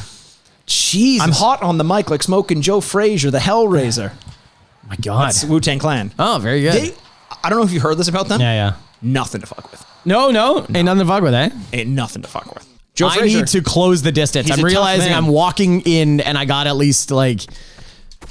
Well, here's an interesting thing though about this is none of us have been knocked down either as individuals or fighting each other. Oh, Andrew's working me a little bit. I'm not in the corner though. I don't know why I can't move backwards, but I know this is the only issue is perspective is a little bit tough. You're never in the center of the ring. Like Yes. you're always on some level of rope. I do like when you see someone move down and you time it right and it sets their head back. It does feel good. Like every so often I go down to hit a body shot and you line up a nice. Well, I'm trying to watch every time because you've been loosening me up in the body. That every time you go down, I'm trying to punch you right in the head. Yeah. Which also is my strategy on most of these things. Most recordings we have. Yeah. Oh, you beat me to it. You can tell when we're kind of like trying to line up an uppercut or something. Oh, There you go. man. All right. That was not a good round for me. Well, no, you started out big. I thought I was losing ground there. For a little Okay, bit. it was still not close, but it's the closest round. which is Closest probably round not for saying sure. much. For sure. The uppercuts leave you open, obviously, quite a bit. Yeah, there's a bigger pause after an uppercut than there is other Yeah, things. it's almost better. Like remember Fight Night round 3, everyone loved it, but like if you blocked a haymaker, the other player just like literally sits there pausing. Yeah. Fight Night, a game. Fight Night. I know. I can't wait to do Fight Night. There's a new one coming out, so maybe we're kind of holding off for that to do. Nice. Back-to-back uppercuts, a classic boxing move. Unless you're Roy Jones, you're not going to see it too often. Yeah, Joe Frazier, man, he's a tough son of a bitch. You might punch me once. You might punch me twice. You might punch me a few hundred times. But I'll still be there to take those punches and remind Let you know how you're doing. Your head's been damaged about half. I'm yeah. still pretty much even. Yeah, you're so pretty right now. Oh, I'm so pretty much even. Pretty much even. I think you are getting the hang of your distance as Frazier too. Yeah, the secret is don't create any distance. Yeah, you can go. So here's an interesting thing too, is because of the way the D-pad works, you can go up and down, but you can't go left and right. So if you get backed up into a corner, it's really hard to circle your way out. Like there's no control to do that, right? Oh no, It's funny 'cause- Mikey's got something going here. I gotta take some time. This is me. Andrew backs out to the corner. This is me if I could literally run away, turn my back to the fighter where the ref would yell at me. And he's like, you can't turn your back to him. Like, I'll do whatever the fuck I want right now. I gotta survive. Yeah. Oh. Opened up with an uppercut. I figured I haven't done that yet. I'm like, I wonder if this is gonna work. Where can I pay you to take a dive? Where's that option? What's the button? It is the Sega Genesis controller. It has like 14 buttons, so might be hitting there somewhere. If this were like one of the new UFC games, I'm pretty sure they have like random hits sometimes that'll knock someone down. And I think that like while that is very annoying as a player, it is truer to the Yes. Oh, there we go. Finally, okay, Andrew's down. Press A. Keep tapping A. Oh, tapping, sorry. tapping. Okay. Is that A Or B. One of them. All of them? There you go. You're getting up. He's getting up. He's out. I'm out. Oh no. 10-9 rounds all across the board. This was not going to go my way. I thought maybe the okay. No, it's just the volume. I did not get there. I got overwhelmed. Got hot on the mic like Smoking Joe Frazier. Well, I'd love to talk about this game. Wow, let's talk about this You want to game. talk about this? We could talk about Incredible Hulk, Muhammad Ali, and Joe Frazier. And Holy how much we love all smokes. three of them. All right, we'll see you guys on the other side. We'll see you on the other side. Ding, ding. And welcome back to the Retrograde. Oh, wait. Let me hold up my card. 10th round, baby. Whoa. Unfortunately, I never saw the 10th round. The 10th round from the back looking up at the lights. Mikey shellacked me in the most recent match we had, but man, we had some fun playing Greatest Heavyweights. Great, had some fun. I appreciate you vamping a little bit as I took a drink of water right as you were finishing what you were about to say. That's true professionals. 100%. All it took was 4 years of doing it. Yeah, no. And you Just get about. when to drink water and when not to drink water. I don't know. No, that's clear. Millennials are always like, drink water. Do it now. Eat ass. Eat ass. Drink water. Yeah. That's why they have to drink so much water to wash the fucking shit out of their mouth. Stay hydrated from our eating ass. Yeah, it's very the sodium content in ass is just really Is it high? You got to maintain. Num. Andrew, Greatest Heavyweights. Yes. One of the greatest boxing games I've played. Interesting. But here's why I say that. Here's why I say that. Okay. Name for me your favorite boxing video games. Metal Gear Solid. That's a good one. Thank you. A lot of boxes in that. Yeah. I always like being in a box. Tetris.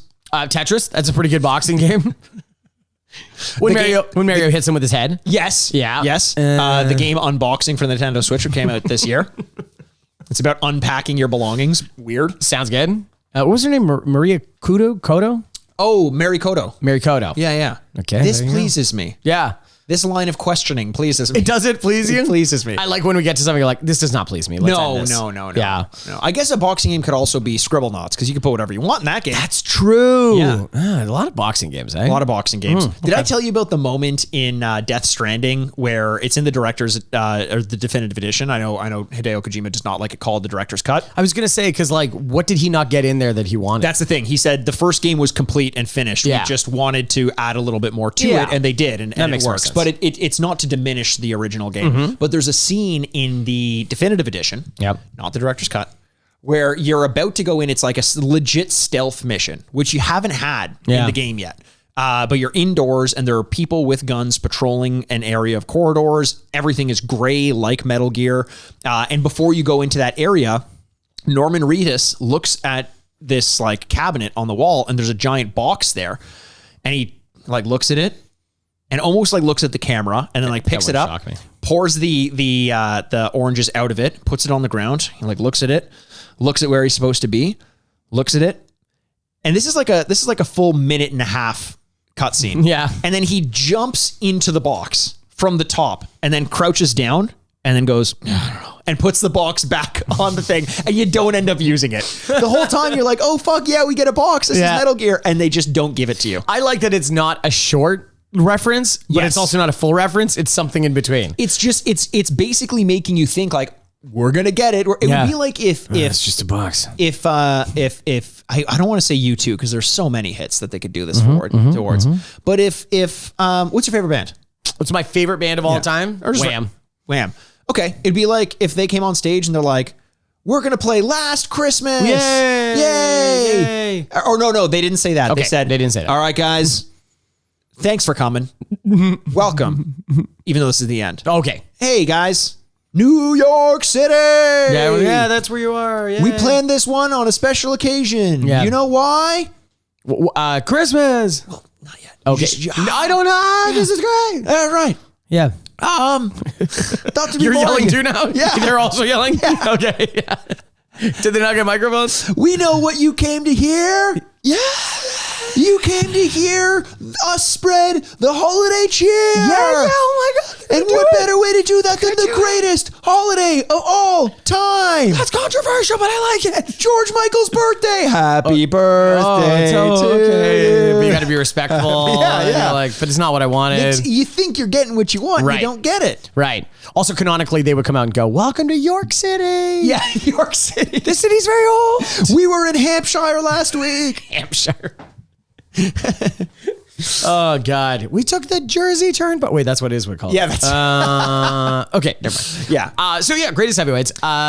It's honestly, I gotta say, I said this before we started playing the game, so I'll say it again. I gotta say it again. Please say it again. The Genesis just took so many.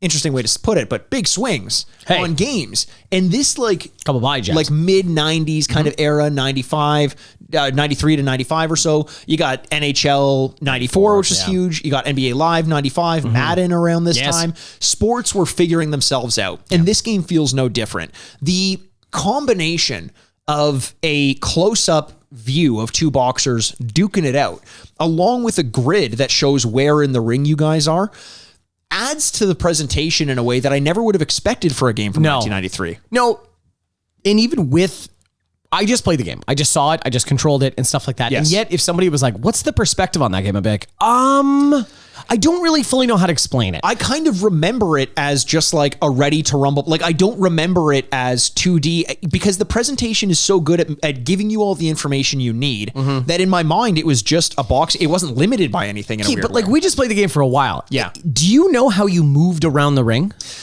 How you avoided corners and stuff like that. Yeah.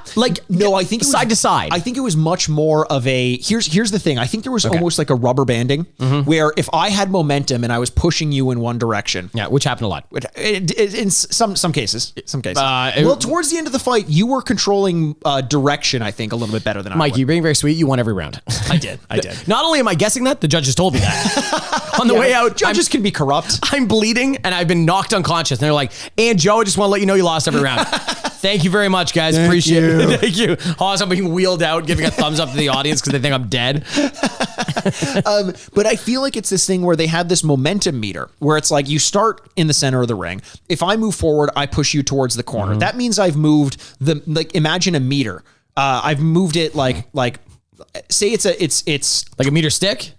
Sure. Okay. Or let's say it's a foot. It's 12 inches. Okay. You start right at the center. Okay. I move you all the way towards your side, which means I've pushed you 6 inches towards the left of where that meter is. That's a lot of now. That's big. There's a way. It doesn't. What it does, 6 inches is huge. Huge. 6 inches is It's like almost hilarious. honestly, it's like who even needs give up some inches? Yeah, 100%. Like everyone's looking at Bezos, give $1 billion to some humanitarian need. No, if you have 6 inches of something, Oh my God. give it up. Absolutely. And I'm going to give it up to you. Yeah. For being a fucking monster. Oh my God. We created a green guy with purple shorts as the Hulk in this game. That wasn't as much of a monster as that 6 inches you're packing. Yeah, if you go over there and a sandwich artist is making you a thing and you guys like, "Can I have a foot long?" You're like, are you insane? Are you crazy? I'm sorry. I thought you said a foot long. Yeah, because this guy he was getting 6 inches and I thought, pathetic. Just disgusting. And now you're a foot long? Get out of here. Get the fuck out of here. outta Next, here. you're going to say it's filled with lettuce. I got a 12 long packed full of lettuce, baby. Yeah. He's like, "Can I have a double meat?" I'm like, "Get out, pervert." Enough of this. So you push someone all the way towards one side. If I've pushed you 6 inches towards the edge of that 12 inches thing, what the game doesn't let you do is push past the other player or angle around them. So it shows you in the corner. But what I found is if you start to build up momentum in the corner, when your back's to the corner, say you build up enough momentum to quote unquote push that meter back another 6 inches, that's when it kind of curves you out of the corner and gets you out of danger in that way. So you're punching momentum. That's what sort of dictates whether or not you angle out of the corner. Because you as Joe Frazier and me and Muhammad Ali, when you got me in the corner, I couldn't, and you pushed me all the way to the right. Yeah. I couldn't push you left because your body wouldn't give up space. Yeah. Instead, what I would do is kind of work the body, work the head, and it would give me a little bit of momentum. And then I noticed my character would angle out of the corner. Even though I didn't move that But that's the thing is we don't have control over it. So it's really hard to describe because a lot of this is happening kind of naturally. It's funny you keep saying corner because I think that was the person I saw after the match. And I'm like, oh, and they're like, oh God, he's still alive. All right, doctor, it's up to you now. We got Joe Louis over here. I was about to dig into a Joe Louis. Joe Louis. They named that after me posthumously? Oh, you're not dead yet? Oh boy. Did they name the Joe Louis after Joe Louis? I think I'm going to take this is based on absolutely no information whatsoever. Yeah. Absolutely. What about 1,000%. Joe Louis Arena? Is that named after him? Yes, it is. Is it? Is yes, it actually? It is. Why is There's a statue out front of him. Why isn't it called M&M Arena? Because when the arena was created, Eminem didn't exist, and Joe Louis was a very famous person. They should have known he was coming, though, right? Right. Yeah, absolutely. Yeah. Now, you mean Little Caesars Arena? That's what it's called now. Little Caesars Arena. Yeah, because nothing we can never have. Well, listen, Julius, it's about time he got his time in the sun. A2 Joe. A2 Red Wings. A2. A2B Rabbit. What's this now? Because like Brutus, A2 Brutus. Oh, yes. A2B Rabbit, because that's Eminem's character. Ah, see, okay, good. Yeah. Mikey, if you ever want some offbeat references to Eminem, you know where to go to. It's Mikey. Mikey Aaronworth, baby. I'm so Mikey.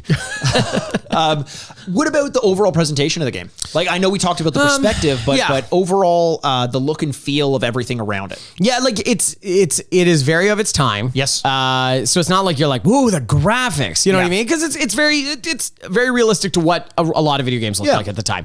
It's like cell shaded, nice animation style.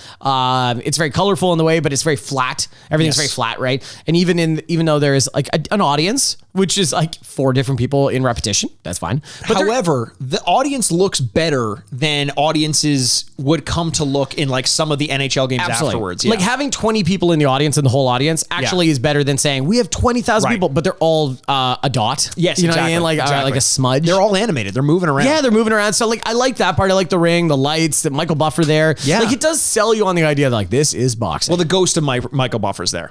Yeah, he's they not didn't in the animate ring. him. Yeah, they didn't animate him. They didn't put him in a white jacket. They're like another $1 million, and they're like, you ain't so pretty. We don't need you. Yeah, we're not even getting these guys to record anything. Yeah, exactly. Yeah, so I did like the overall presentation. It made boxing feel very good, even though the graphics I don't think were tremendously I don't think that's one of the things I'm walking away from. Yeah, I kind of disagree with you there because I think if you compare it to other games of the time, like think about NHL 94. Mm-hmm. Like overall look and feel of that game. Granted, you had to animate a lot more people moving. I was gonna say, but because it's limited, it looks really good. I would argue that it would be hard to find a game from 93 that looked much better than this game. That's interesting. And I get that that's because there's not as much that you have to do. Yes. You're not animating a level around everyone, but the we would be able to tell who the boxers were, I think, based on their character models.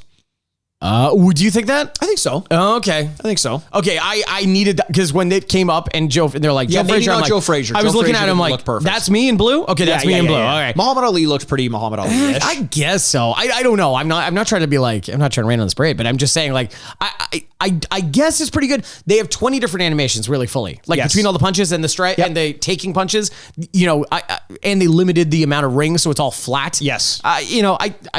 It's good. It's good. It's smart of them to limit it, knowing that they couldn't do more. That is a good point. I think it's smart. It's definitely limited, but it's clear that limitation was a choice so that they could focus on making whatever it is that they were working on as effective as possible. Yeah. And I think they did a good job at that. Right.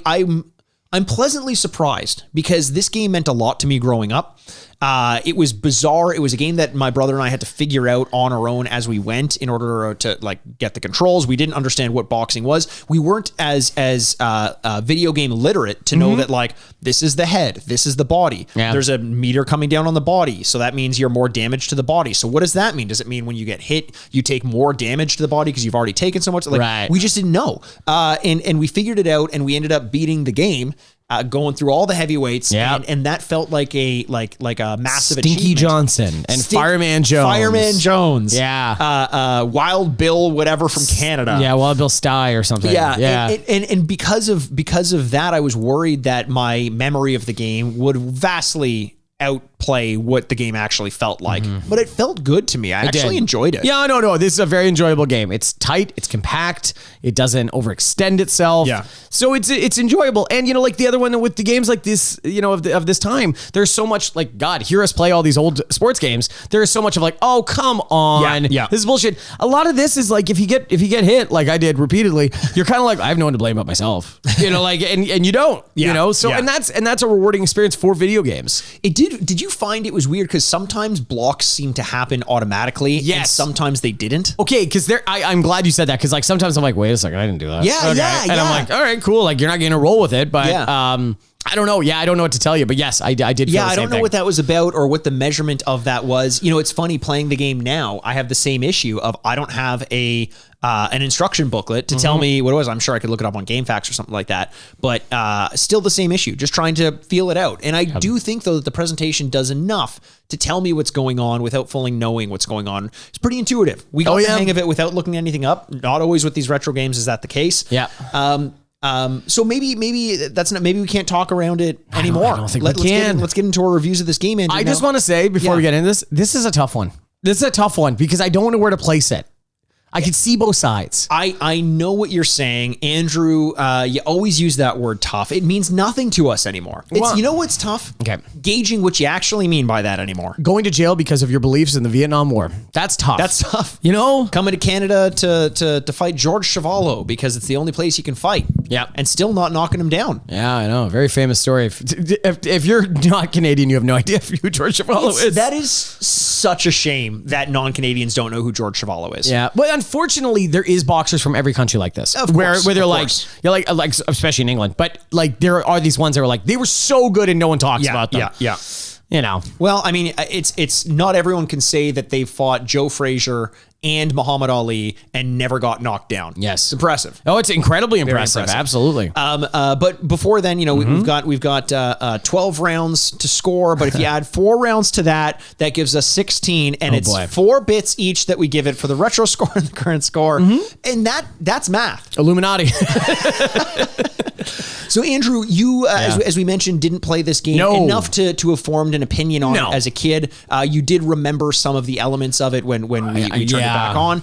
But why don't you give your rating of this game based on what you think you would have thought of it out of 4 bits had you played it back when it came out in 1993? Yeah, you're right. There are moments where like for some reason the training scene of like picking Yes. what you would have Yes. done to improve your fighter. That was a big one. I think that's also ringing a bell because that is just kind of the standard for boxing games. Like Fight Night has a very similar training similar. screen as Yes. well. Yeah. I know. Fight Night, which we were so excited to play eventually. Fight Night, I'm glad you brought up because it's kind of that barrier in my head. If someone said, what's the greatest boxing game of all time? I'm like, one of the Fight Nights probably. I'll pick up the number in my head. But like, and then you talk about Mike Tyson's Punch Out. Right. And then this one kind of gets forgotten, even though I think it's a really nice combination of those two games. It's kind of the middle ground between those. You are able to move around and fight, and it isn't just Mike Tyson's really a sequence game. You know what I mean? And Yeah, it's more pattern recognition. it is 100%. Where this one, there's a little bit more creativity with the different kind of strikes, and you know your opponent it will bring in different styles as well.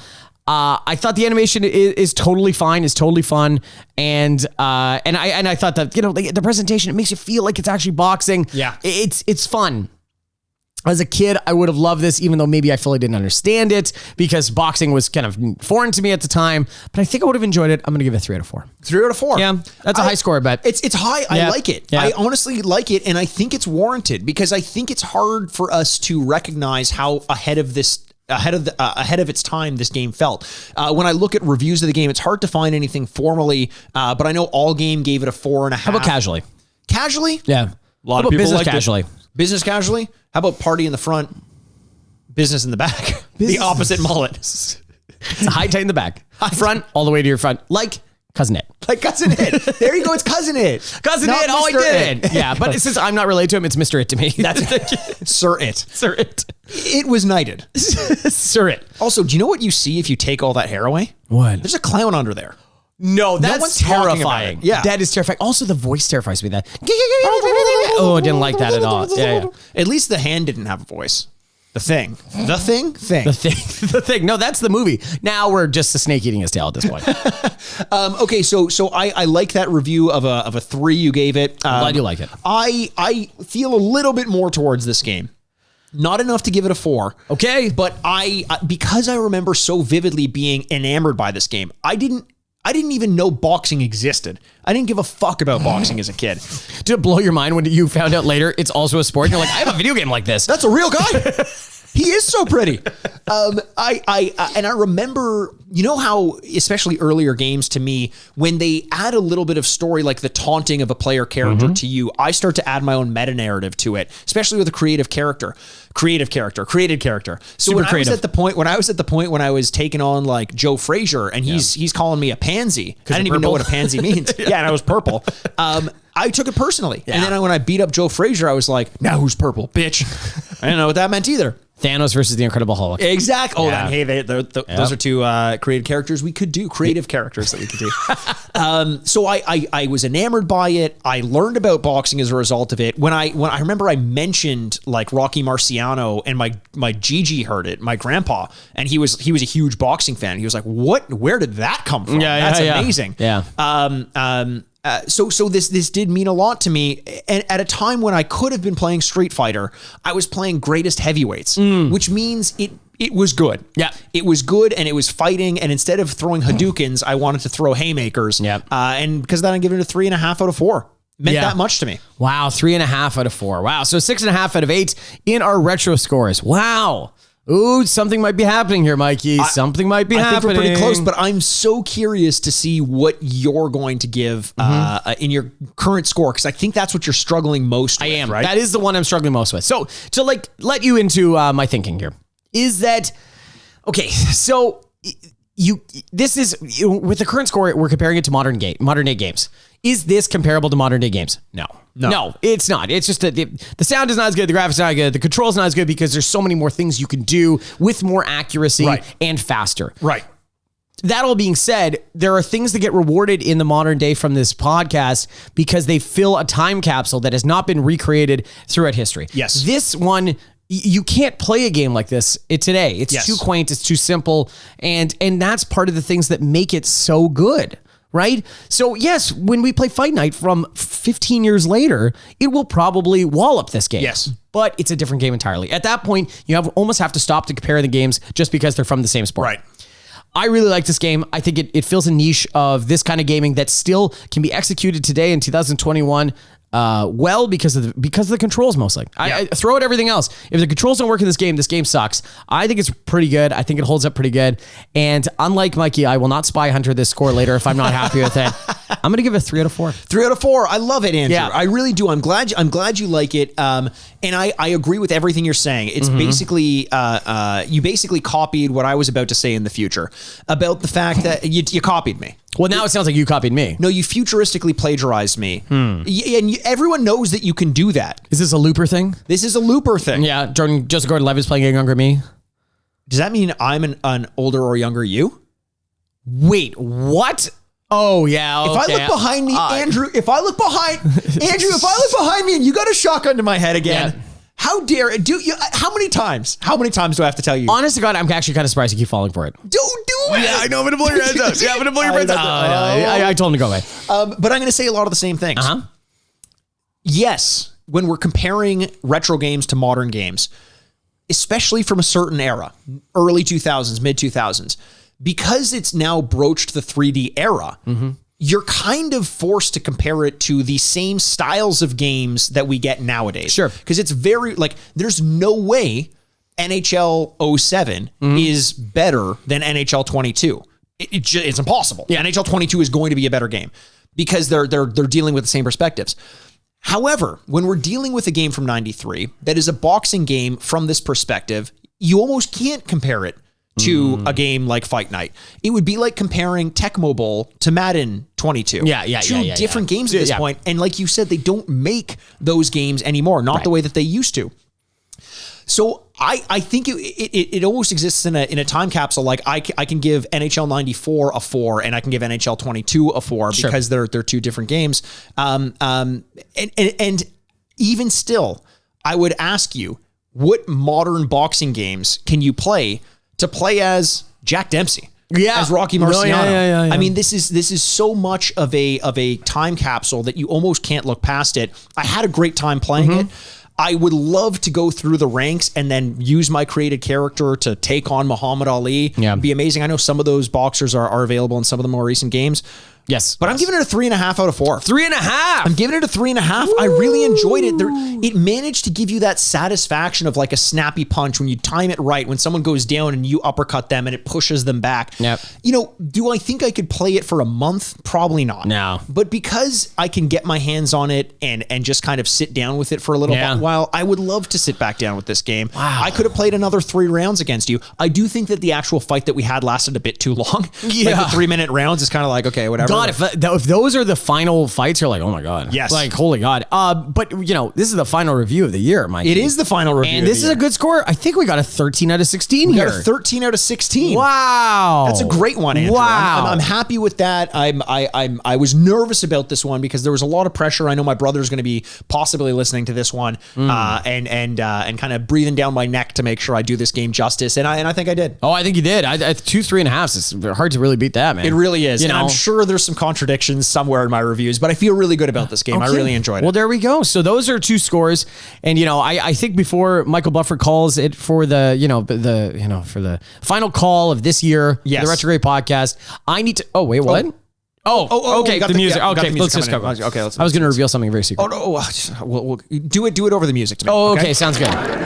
You've been waiting for it all year. The most glamorous award ceremony of the week. Ladies and gentlemen, the Grady's. Wow. beautiful. Wow. I'm not talking about the music. I'm saying, wow. I can't Yeah, believe you I just told revealed me something that. very secret. Wow. Jesus. Okay. Too bad the music covered it up. No. Probably never going to admit that ever again. Never, ever, ever. And here comes Elliot. Here comes Elliot. Straight down Elliot way. Dressed up in his best Michael Buffer suit. Yeah, It's beautiful all white suit. Unfortunately, we're not going to get to hear your voice, Elliot, because no one wants to. No one wants to hear it. But you got a lot of suit pockets You on there, suck. so why don't you reach into that inner pocket of yours and tell us what awards this game has won. You suck, Elliot. Fuck you. Fuck you. The hermetically sealed vault of expectations. Wow. I can't believe you admitted more. I did. I The kept guilt that elaborating. You are throwing on Honestly, there. now Jesus it feels so Christ. good now that it's coming out of me. Hermetically sealed. Just like cum. Oh, Jesus. Happy holidays, everybody, from the Retrograde. They're hermetically sealed. Vault of Expectations. A great award to win for this game. It's where it's the same award before, same score before as after. Yes. So it doesn't necessarily speak to the height of the score or the load of the score. The consistency of the game. That's what it speaks to, is Yeah. the consistency. Yeah, absolutely. Not necessarily best or worst. Sorry, Mikey.